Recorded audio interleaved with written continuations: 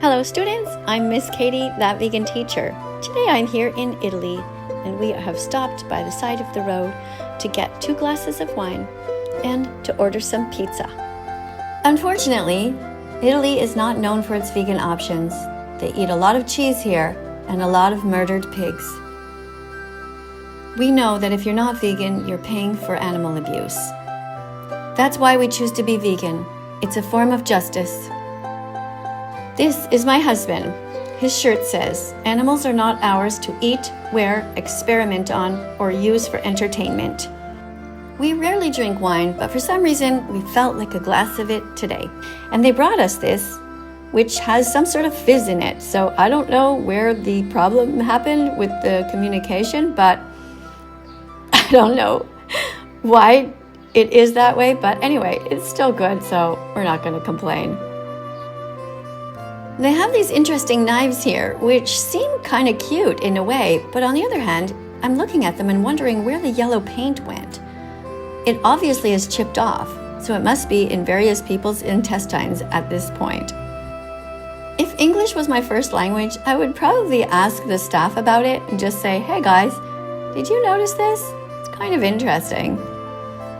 But of course, when you do that kind of thing, you get labeled as a, quote, Karen, even though you're actually caring about the health of complete strangers who are going to use these knives in the future. I never liked that expression, calling somebody a Karen. It seems really derogatory, and there are so many nice people named Karen in the world. We asked for a vegan pizza, and this is what we got. No meat, no dairy, just lots of vegetables. We had to stress it many times. If you don't really put your foot down, they'll give you a regular pizza without meat or dairy, but you'll have hardly any veggies on there. So you really have to talk to them and say, "Listen, since I'm not paying for meat and cheese, I would like to have double the veggies, or triple even." They brought us a bunch of sauces here. I see there's some balsamic vinegar and some kind of olive oil. So I think I'm going to sprinkle this on the side of my pizza because I've done this in the past. And they have this spray bottle, which I find kind of interesting. So I just put that around the edges because I like the taste. You could try this if you want to. But in this case, I think the dough tasted so good that I probably didn't need to do this. This pizza was honestly delicious. And it came with yet another one of these kinds of knives. The crust is made with white flour, so it's not the best for you. It would be better if it was made with whole grain flour. But all of the veggies on there were fantastic.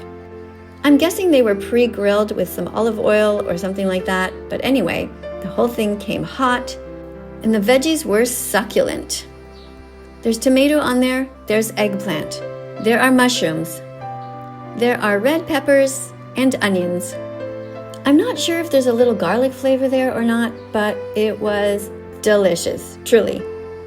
My husband, who is Italian, absolutely loves this.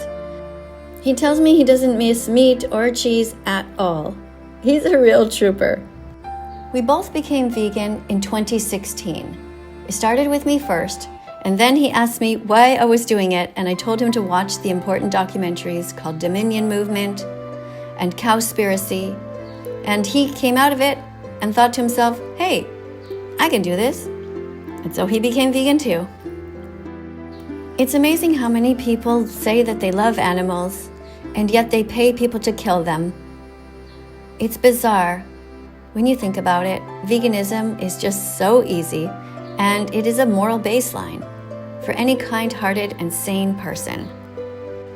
No more funding the rape, torture, and murder of innocent animals in the meat, dairy, or egg industries.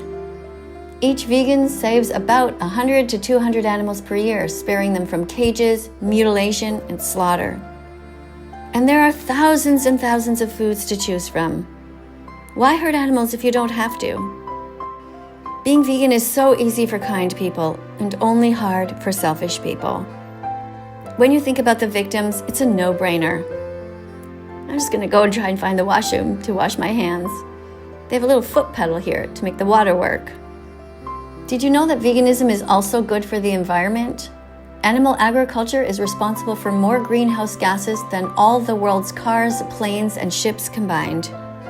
Depending on the region, a vegan diet can cut emissions by up to 73%. That's a lot. You can shine a light on this world. You can choose to be kind and not cruel. Did you know it takes 15,000 liters of water to produce just 1 kilogram of beef? You don't have to eat beef. Look at this beautiful lemon. It's real. I thought it was fake at first. It's a real lemon.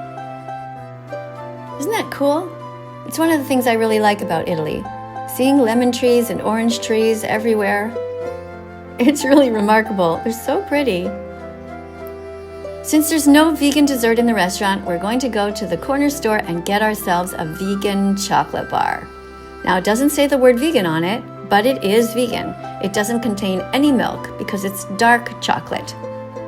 It also contains healthy nuts, which is awesome. And this looks like a perfect place to sit and eat this. It's also really warm out today, so it's going to be pretty mushy. Like not mushy, but it's the way I like it best. I like the taste when it's not too cold and hard to bite into. Is your mouth watering yet? You should absolutely try vegan food. My husband was about to break it into two, but then he realized it's me, and I'm going to eat a lot of this. In fact, I'm going to eat probably half. Now, typically when we eat in a restaurant, my husband and I have a rule.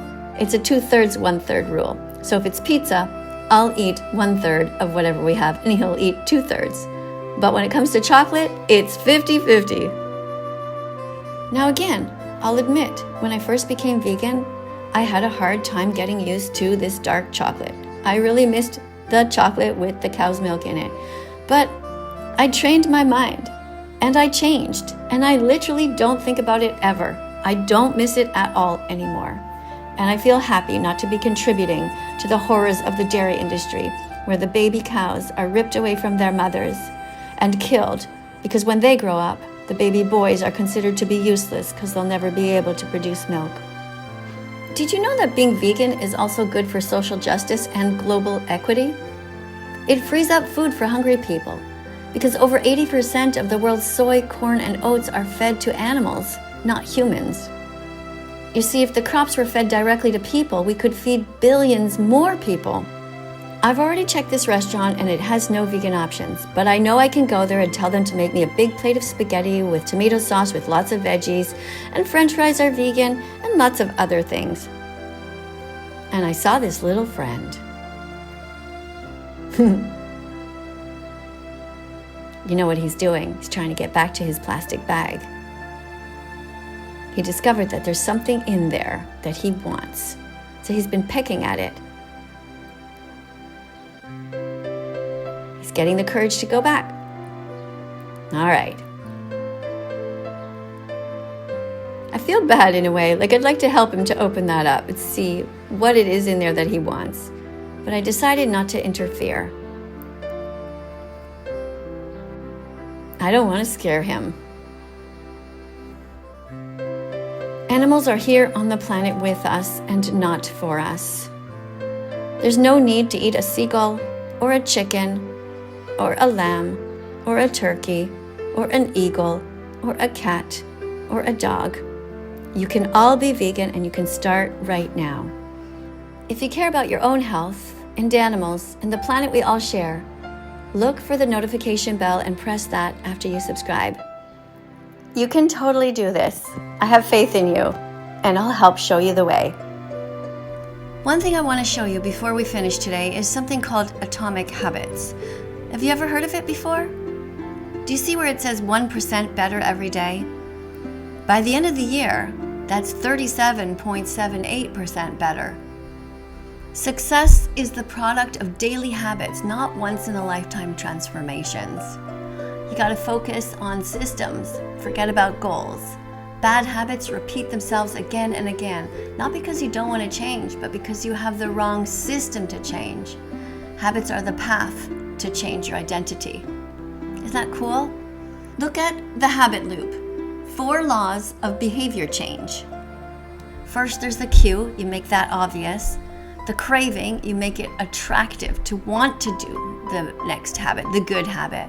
Response, you have to make it easy, and the reward at the end to make it satisfying. So with the cue, you do something called habit stacking. So you get in the habit of doing one thing and then immediately doing another good habit right after. You can pause this anytime if you want to look at it in more detail, but I find it very helpful. And to be honest with you, I'm making this part of the video as much for you as I am for myself. I need to get back into some habits that I used to be into that I've forgotten. You see there it says the 2-minute rule? There's all kinds of little tips, like when you start a new habit, it should take less than 2 minutes to do. Neat, eh? Anyway, you can pause this at any time and let me know how it's going. If you find value in my work, don't forget to subscribe and press the notification bell so you don't miss any videos going forward. I'll see you all tomorrow. Bye for now.